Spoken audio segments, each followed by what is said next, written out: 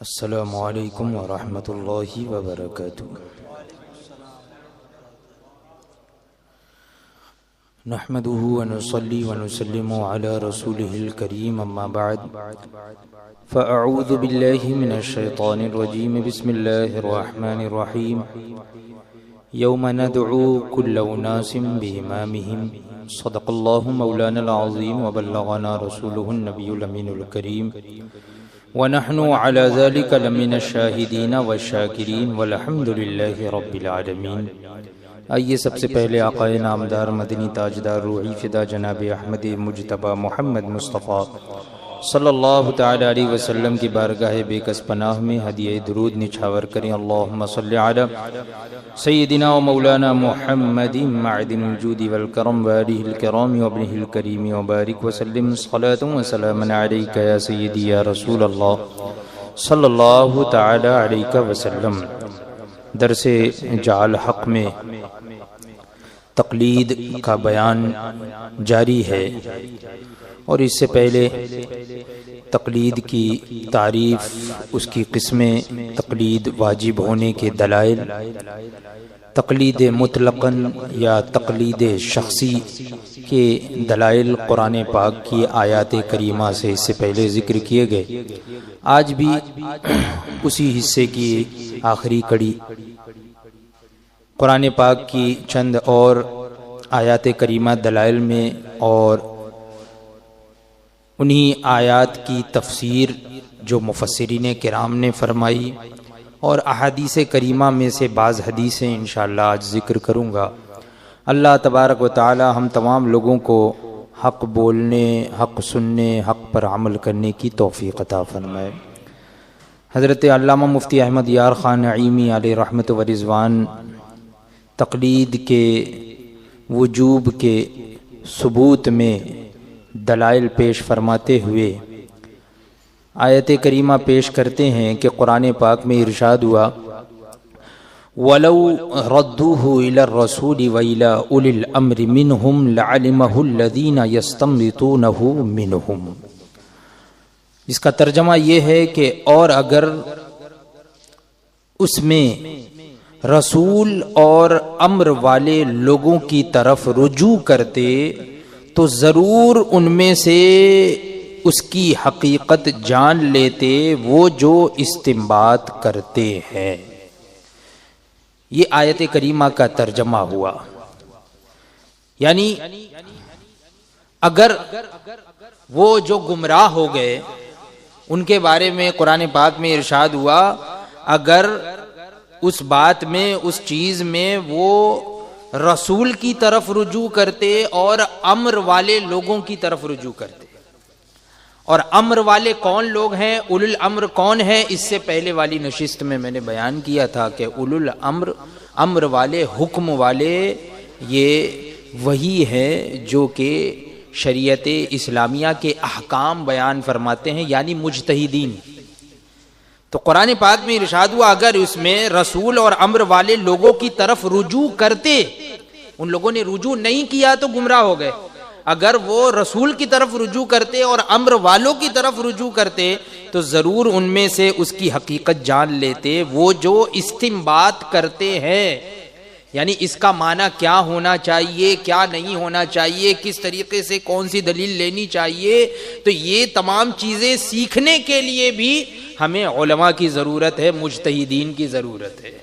اس آیت سے فرماتے ہیں اس سے صاف طور پر معلوم ہوا کہ احادیث اور اخبار قرآنی، احادیث اور اخبار قرآنی آیات کو پہلے استنباط کرنے والے علماء کے سامنے پیش کرے۔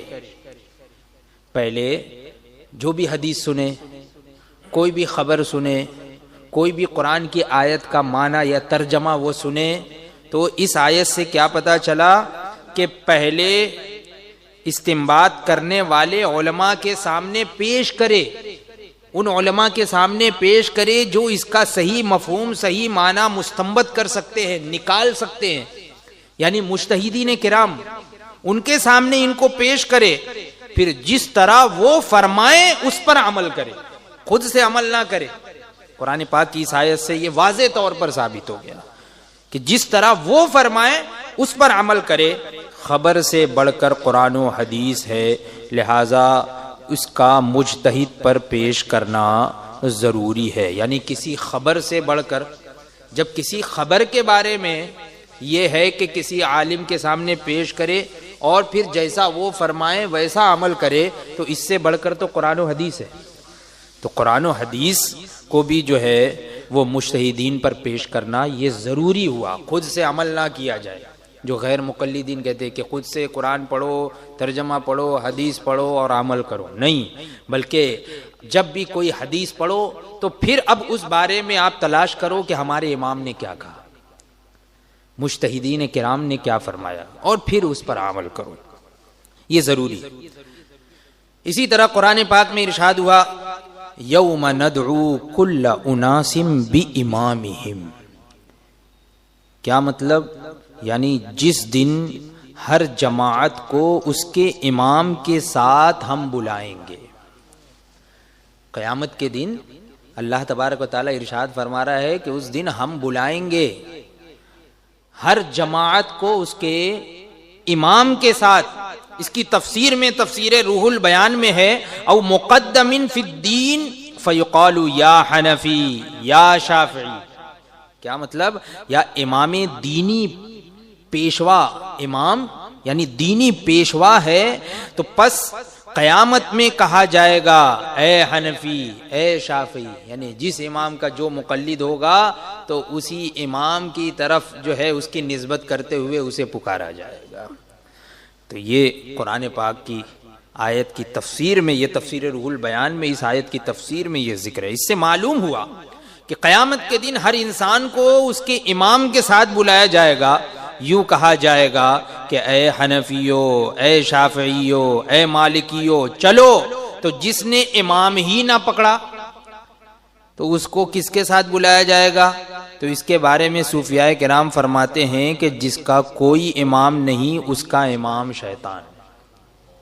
جس کا کوئی امام نہیں اس کا امام شیطان ہے. تو جو غیر مقلدین ہے تو ان کا امام، جس کا کوئی امام نہیں تو اس کا امام شیطان ہے.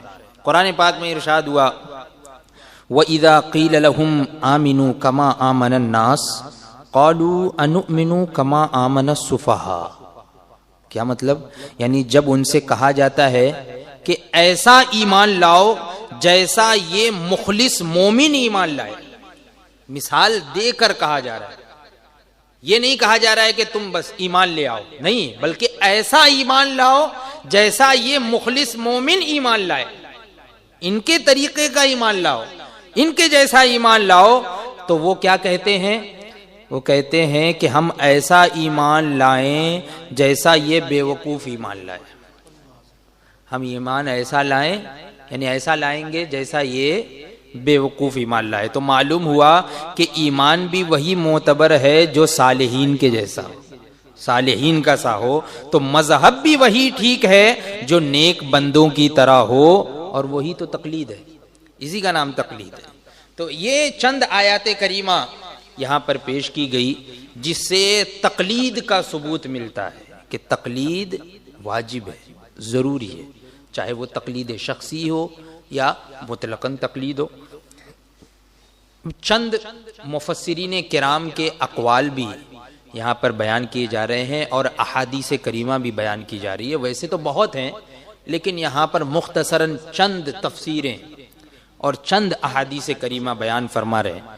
فرماتے ہیں دارمی باب الاقتداء، یہ حدیث کی کتاب ہے دارمی، اور اس کا حوالہ صفحہ نمبر سے نہیں، کیونکہ صفحہ نمبر کوئی کہہ دے، کچھ بھی کوئی بھی پیج نمبر ڈال دیتا ہے، جلد نمبر ڈال دیتا ہے، اور پھر ڈھونڈتے رہ جاؤ کہیں کوئی ملتا ہی نہیں ہے. تو اس لیے حوالہ بھی اس طریقے سے دیا جا رہا ہے کہ باب اور کتاب کے نام سے، تاکہ اگر پیج نمبر بھی بدل جائے تو وہ باب جو ہے وہ تو وہ رہے گا، یعنی کس ٹاپک پہ کہاں پہ ملے گا وہ بیان کر رہے ہیں. باب الاقتداء بالعلماء، دارمی شریف میں یہ باب ہے، باب الاقتداء بالعلماء. یعنی دارمی، اس سے یہ پتا چلا کہ امام دارمی بھی مقلد ہے، کہ انہوں نے ایک مستقل ایک عنوان اپنی حدیث کی کتاب میں یہ باندھا، کیا؟ باب الاقتداء بالعلماء، یعنی علماء کی اقتداء کرنا۔ باب الاقتداء بالعلماء میں ہے کیا؟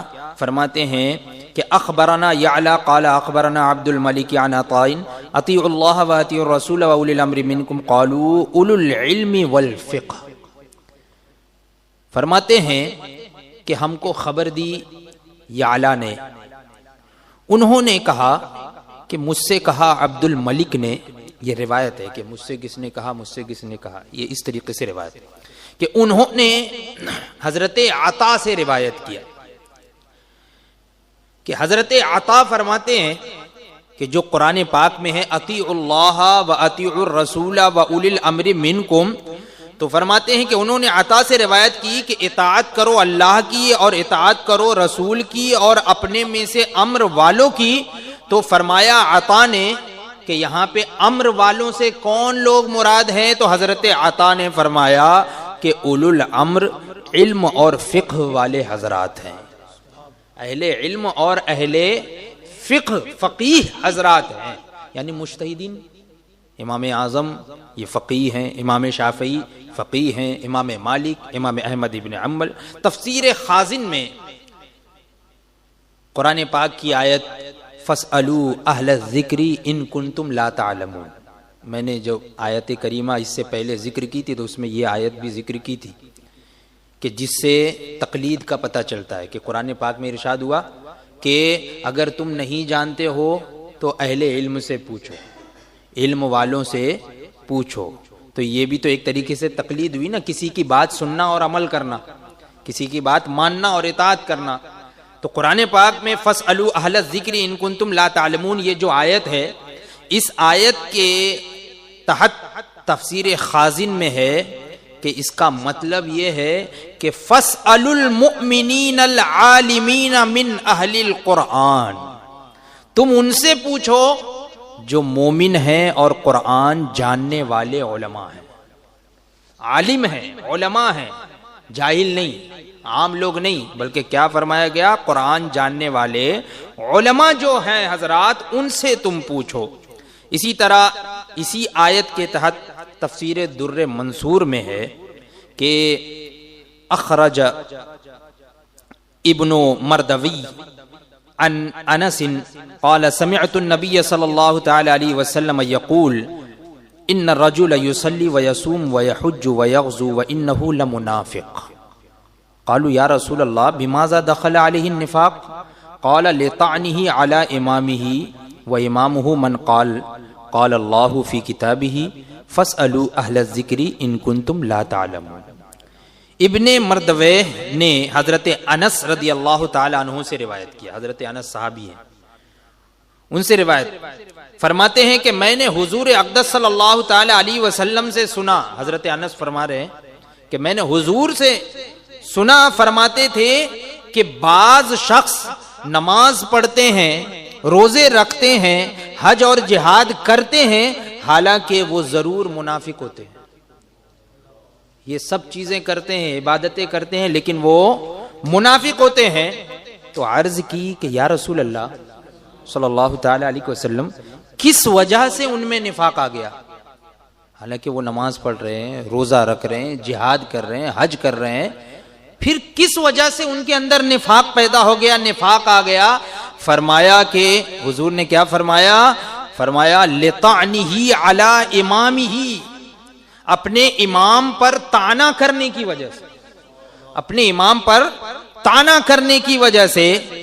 وامامہ من قال، وامامہ من، تو فرمایا کہ امام کون، امام کون ہے؟ تو فرماتے ہیں حضرت انس کہ حضور اقدس صلی اللہ تعالی علیہ وسلم نے فرمایا کہ قال اللہ فی کتابہ، فرمایا کہ رب تبارک و تعالی نے انہی لوگوں کے بارے میں اپنی کتاب مقدس قرآن مجید میں فرمایا فاسألوا اہل الذکر ان کنتم لا تعلمون۔ یہی وہ امام ہیں کہ جن سے ہم مسائل دریافت کرتے ہیں اور عمل کرتے ہیں۔ تو ایسے امام کو جو طعنہ دیتے ہیں وہ منافق ہے، تو جو امام اعظم پر تانا کشی کرے، امام شافعی پر تانا کشی کرے، تو پھر وہ اس کے ضمن میں، اس تفسیر کے ضمن میں منافق ہوا یا نہیں؟ کہ حضور کے زمانے میں ایسے لوگ تھے۔ تفسیر ساوی سورہ کہف، وَاذْكُرْ رَبَّكَ إِذَا نَسِيتَ، یہ قرآن پاک کی آیت ہے۔ تو اس کی تفسیر میں ہے کہ وَلَا يَجُوزُ تَقْلِيدُ مَا عَدَى الْمَذَاهِبَ الْأَرْبَعَةِ، یعنی 4 مذہبوں کے سوا کسی کی تقلید جائز نہیں ہے، یعنی عام تقلید نہیں، بلکہ اس کی تفسیر ساوی میں، اس کی تفسیر میں، اس آیت کی تفسیر میں ہے کہ جائز نہیں ہے ان 4 مذاہب کے علاوہ کسی کی تقلید۔ وَلَوْ وَافَقَا قَوْلَ الصَّحَابَةِ، اگرچہ وہ صحابہ کے قول، والحدیث الصحیح اور صحیح حدیث، والآیہ اور آیت کے موافق ہی کیوں نہ ہو، اگرچہ وہ صحابہ کے قول اور صحیح حدیث اور آیت کے موافق ہی ہو، والخارج عن المذاہب الاربعۃ، جو ان 4 مذہبوں سے خارج ہے، ضال مضل، وہ گمراہ اور گمراہ گر ہے، یعنی گمراہ ہے اور گمراہ کرنے والا ہے، ضال مضل ہے۔ اور فرماتے ہیں وربما اداہ ذلک الی الکفر لأن الأخذ بظواہر الکتاب والسنة من اصول الکفر، کیونکہ حدیث و قرآن کے محض ظاہری معنی لینا یہ تو کفر کی جڑ ہے۔ اللہ صرف ظاہری معنی لے اور عمل کرتے رہے تو یہ تو گمراہی کی طرف لے جانے والی چیز ہے، یہی جڑ ہے، یہی تو اصل ہے، یہی بنیاد ہے، اور اسی کی وجہ سے جو ہے وہ لوگ گمراہ ہوتے۔ تو آج یہی ہو رہا ہے، قرآن پڑھو، اس کا ترجمہ قرآن کو ترجمے کے ساتھ پڑھو اور عمل کرو، ظاہری معنی لو اور عمل کرتے رہو، اس کی تفسیر کیا ہے، اس کے اندر کیا جو ہے خفا ہے، اور اس کی تفسیر میں کیا کیا بیان ہوا، اس کا معنی اصل میں کیا ہے، باطنی حکم، ظاہری حکم، ہر ایک چیز اس سمجھنے کے لیے قرآن اور حدیث اور تفسیر کا سمجھنا ضروری ہے۔ اور جب تفسیر اور احادیث کریمہ اور اقوال ائمہ ہم پڑھیں گے اور اس پر عمل کریں گے، تو جب ہم اپنے امام کے قول پر عمل کریں گے تو یہی اصل میں تقلید ہے، تو تقلید واجب۔ تو یہ چند تفسیری کلمات یہاں پر ذکر ہو گئے۔ اب چند حدیثیں بھی بیان ہو رہی۔ مسلم شریف پہلی جلد، جلد اول، صفحہ نمبر 54، باب ہے باب بیانی ان الدین النصیحہ، ان الدین النصیحۃ، یہ باب ہے۔ اس باب میں ہے کہ عن تمیم الداری ان نبی صلی اللہ تعالی علیہ وسلم قال الدین النصیحہ، قلنا لمن قال للہ ولکتابہ ولرسولہ ولأئمۃ المسلمین عامتہم۔ حضرت تمیم داری سے مروی ہے کہ حضور اقدس صلی اللہ تعالی علیہ وسلم نے ارشاد فرمایا کہ دین خیر خواہی ہے، الدین النصیحہ، دین خیر خواہی ہے۔ تو ہم نے عرض کیا کہ کس کی خیر خواہی ہے؟ فرمایا اللہ کی اور اس کی کتاب اور اس کے رسول کی اور مسلمانوں کے اماموں کی اور عام مومنین کی، مسلمانوں کے اماموں کی اور عام مومنین کی۔ اس حدیث کی شرح نووی میں ہے کہ وَقَدْ يَتَنَاوَلُ ذَلِكَ عَلَى الْأَئِمَّةِ الَّذِينَ هُمْ عُلَمَاءُ الدِّينِ وَإِنَّ مِن نَصِيحَتِهِمْ قبول ما رووه وتقلیدهم فی الاحکام واحسان الظن بهم۔ کیا مطلب؟ یعنی یہ حدیث ان اماموں کو بھی شامل ہے جو علماء دین ہیں اور علماء کی خیر خواہی سے ہے ان کی روایت کی ہوئی احادیث کا قبول کرنا۔ خیر خواہی کا مطلب کیا ہے؟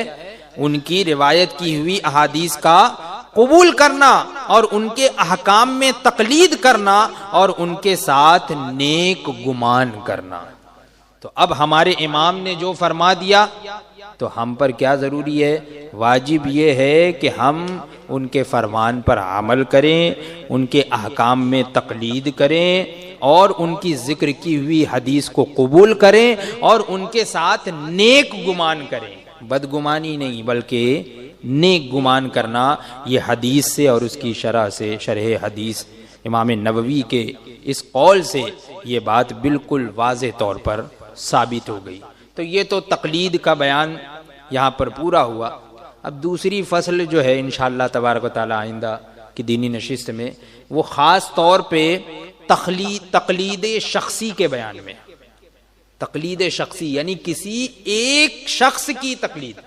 یہ تو عام تھا کہ عالم کی تقلید، علماء کی تقلید، امام کی تقلید، بادشاہ کی تقلید، اولی الامر سے جو لوگ مراد ہیں ان کی تقلید، رسول کی تقلید، اطاعت، یہ تمام چیزیں تھی۔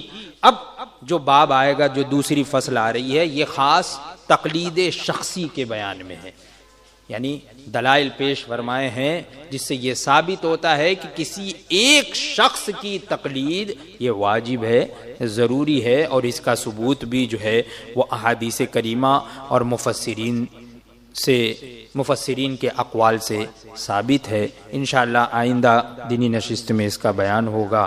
اللہ تبارک و تعالی ہم تمام لوگوں کو مسلک حق، مسلک اہل سنت، جسے پہچان کے لیے زمانے میں مسلک اعلی حضرت کہتے ہیں، اسی مسلک پر مضبوطی سے قائم رکھے اور اسی پر ہمیں موت نصیب فرمائے۔ وآخر دعوانا